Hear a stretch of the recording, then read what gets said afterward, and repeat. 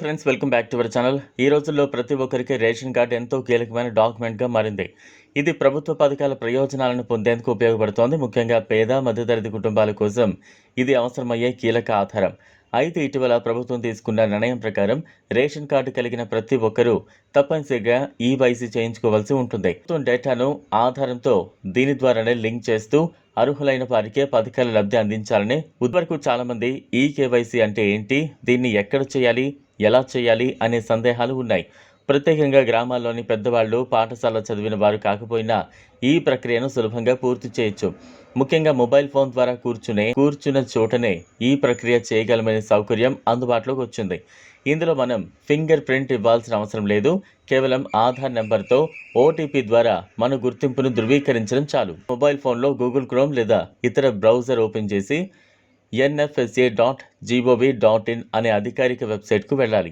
అక్కడ ఈకేవైసీ అనే సెక్షన్కు క్లిక్ చేయాలి. ఇది రాష్ట్రానికి అనుసారంగా ప్రత్యేకంగా డిజైన్ చేయబడి ఉంటుంది. మన రాష్ట్రాన్ని సెలెక్ట్ చేసుకున్న తర్వాత మన రేషన్ కార్డు నెంబర్ను ఎంటర్ చేయాలి. తర్వాత మన కుటుంబ సభ్యుల వివరాలు చూపిస్తుంది.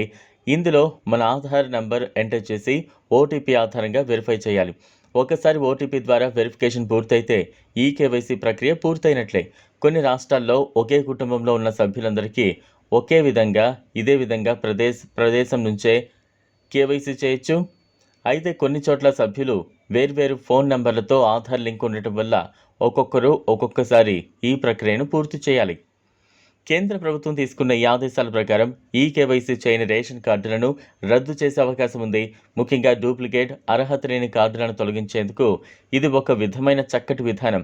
అందుకే ప్రభుత్వం ఎన్నిసార్లైనా మెసేజ్లు పంపిస్తూ ప్రజలను చైతన్యవంతులను చేస్తోంది. ఉదాహరణకు, కొందరి ఆధార్ కార్డులు రేషన్ కార్డుకు లింక్ కాలేకపోవడం, పేరు తేడాలు ఉండటం వంటి సమస్యలు ఎదురవుతూ ఉంటాయి. అలాంటి వారు ముందుగా ఆధార్ కార్డులో మార్పులు చేయించుకోవాలి. ఆ తర్వాత ఈ కేవైసీ చేయాలి. అంతేగాక ఫోన్ నంబర్ ఆధార్కి లింక్ అయి ఉండాలి, లేకపోతే ఓటీపీ రాదు. ఇలాంటి సమస్య వచ్చినా మీ మండల లేదా జిల్లా ఫుడ్ సప్లై కార్యాలయాన్ని సంప్రదించవచ్చు. కేవైసీ ప్రక్రియను మన ఫోన్ నుంచే సులభంగా పూర్తి చేయొచ్చు. కేవలం కొన్ని నిమిషాల్లోనే పని పూర్తవుతుంది.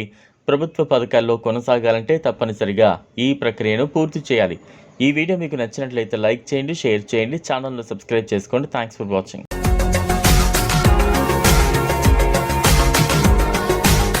మరిన్ని అప్డేట్స్ కోసం మా ఛానల్ని సబ్స్క్రైబ్ చేయండి.